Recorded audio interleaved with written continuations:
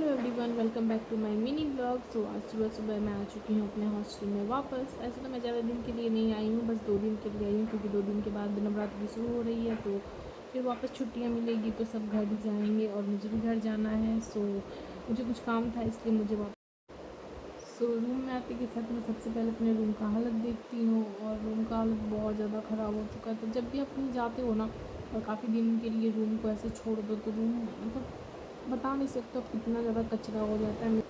फिर मैं थोड़ा रिलैक्स हो जाती हूँ और फिर यही सोचती हूँ कि कहाँ से शुरू करूँगी, कैसे करूँगी, क्योंकि जब आप अकेले रहते हो ना तो मतलब साफ़ करने में काफ़ी ज़्यादा परेशानी हो जाती है। और वो भी तब जब आप लंबे समय तक घर से बाहर रहो या फिर कहीं भी रूम से बाहर रहो और अचानक से आओ तो फिर बहुत ज़्यादा काम।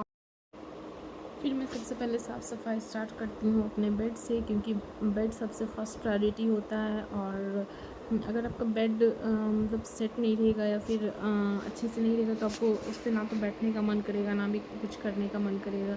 तो इसलिए मैं सबसे पहले बेड ही सेट कर लेती हूँ, क्योंकि भाई अगर मुझे थोड़ा रेस्ट भी अगर बीच में करना हो तो मैं आराम से कर सकूँ।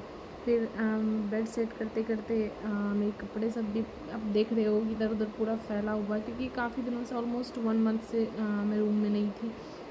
सो हम लोग का वैकेशन मिला हुआ था तो इसलिए हर जगह पूरा कचरा कचरा बना हुआ था।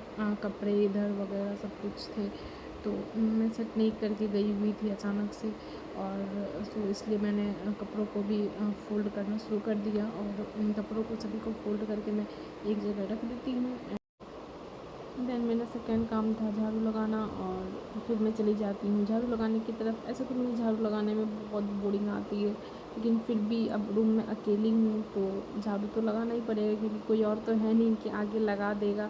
सो मैं दुनिया का सबसे ज़्यादा मेरे लिए सबसे ज़्यादा टफेस्ट काम कर रही हूँ, झाड़ू लगा रही हूँ। क्योंकि मैं झाड़ू कितने भी अच्छे से लगाऊँ ना, कचरा मेरे साथ पता नहीं ऐसा क्यों होता है कि रह ही जाता है। मैं घर में भी जब भी झाड़ू लगाऊँगी मम्मी बोलेगी देखो कचरा इधर रह गया, कचरा उधर रह गया, इसलिए मैं गुस्से से झाड़ू ही नहीं लगाती हूँ। ऐसे तो हम लोग का रूम छोटा है बट सो इसलिए मैं इजली लगा लेती हूँ, बट फिर भी होता है ना, जो काम टफ़ है वो तो टफ़ ही लगेगा। और ये लोग देखो ये हमारे बालकनी के बाहर का लुक है, आप कह सकते हो हॉस्पिटल का लुक है। सो अब मेरा झाड़ू भी लग चुका है, तो अब मैं सोच रही हूँ कि चली जाती हूँ नहाने के लिए। और देन मैं जा रही हूँ नहाने के लिए। सो मैं नहा के आती हूँ तब आप लोगों से वापस मिलती हूँ।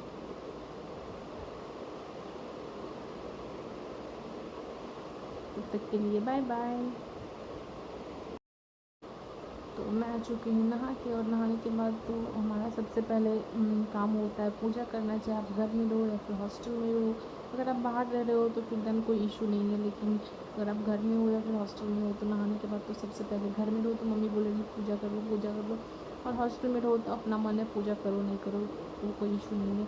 बट मैं ऐसे डेली पूजा नहीं करती हूँ, बस कभी कभी ही करती हूँ जब मेरा मूड हो जाता है। ऐसे हम लोग को थोड़ा ये भी प्रॉब्लम हो जाता है कि वीक में 2 दिन संडे एंड वेडनेसडे को नॉनवेज मिल जाता है, तो अब बाल साफ़ करो देन पूजा करो, तो इस वजह से भी मैं डेली नहीं करती हूँ। बट हाँ, मेरे मन में हमेशा रहती है श्रद्धा भक्ति, मैं बस पूजा नहीं करती हूँ डेली। एंड तो इसलिए मैं सोच रही थी कि थोड़ा पूजा कर लूँ, क्योंकि हम लोग का 1 मंथ का वैकेशन था और अब काफ़ी दिनों तक रूम बंद रहे, फिर देन आओ तो थोड़ा मन की शांति के लिए पूजा करना ही पड़ता है। तो इसलिए मैं सोच रही थी कि थोड़ा पूजा कर लूँ। अब आप लोग सोच रहे हो कि मैं बाहर मतलब ऐसे बालकनी में क्यों जा रही हूँ साफ़ करने के लिए पूजा का बर्तन, तो हम लोग को ऐसे घर की तरफ पर्सनली तो हर चीज़ अलॉटेड नहीं होगा। अगर आप लोग गवर्नमेंट कॉलेज से होगे और अगर आप लोग को गवर्नमेंट हॉस्टल प्रोवाइडेड होगा तो आप लोग को अच्छे से पता होगा कि हर चीज़ इतना में मैनेज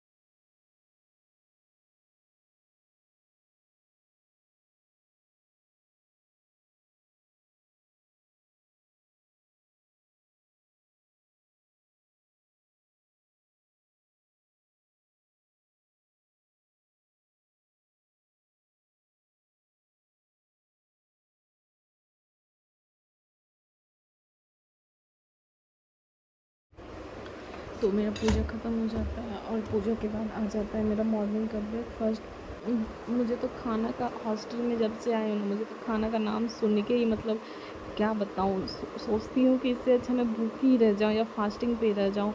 मतलब इतना गंदा खाना दिया जाता है, ख़ास करके मैं और हॉस्टल का तो नहीं बता सकती, बट मेरे हॉस्टल में तो सच में जब से मेस चेंज हुआ है तब से इतना ज़्यादा बेकार खाना दिया जाता है। रोटी तो पूरा कच्चा ही रहता है। और आज हम लोगों को ब्रेकफास्ट में मिला हुआ था लौकी और आलू का सब्ज़ी। मुझे तो लौकी बिल्कुल भी पसंद नहीं है, लेकिन मजबूरी है तो खाना पड़ेगा, क्योंकि अब बोला जाता है, एक कहावत है, मजबूरी का नाम महात्मा गांधी।